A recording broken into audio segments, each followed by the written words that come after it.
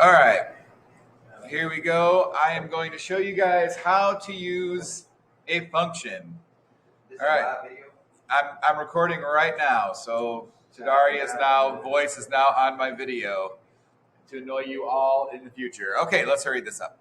All right, so first thing I do, I've created a program that is pretty basic. It just makes it go forward and stop. Oh my God, what's happening here?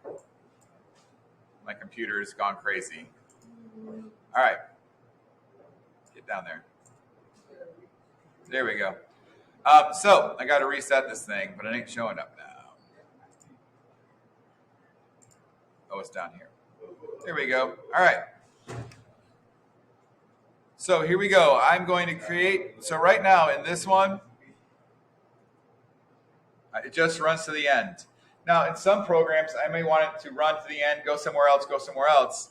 And doing these three in a row again and again is annoying. So watch what I do. I'm going to go down to functions at the bottom, grab this block at the top, and I'm going to just give this a name. Go forward. All right, and I'm going to grab these three and plop them in here. And now if I run it, nothing happens because I've declared it, but I've never called it. So I'm going to go back down here to functions again. Move this thing out of the way. Down here at the bottom. And now this thing has appeared. And I just put it up here into my main program. And now when I run it,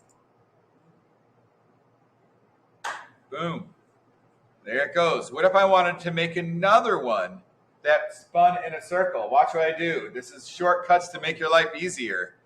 I'm going to duplicate this whole thing. And I'm going to call this one like turn. And I'm going to make this be -1. And I'll make it for, it's just turning a little bit. So I'm going to make it maybe 150. And then now I have two custom blocks. I have a go forward and I have a turn.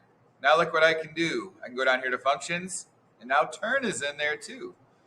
So I'm going to have it go forward and then turn. Let's see what happens.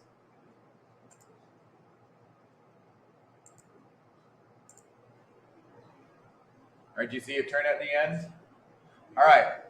So for the simple one, it doesn't make a whole heck of a lot of sense, but as you do more complicated stuff, and you can just make as many as you want. You can just, and what's great about it is once I have it done, I can put it way down here, kind of out of the way.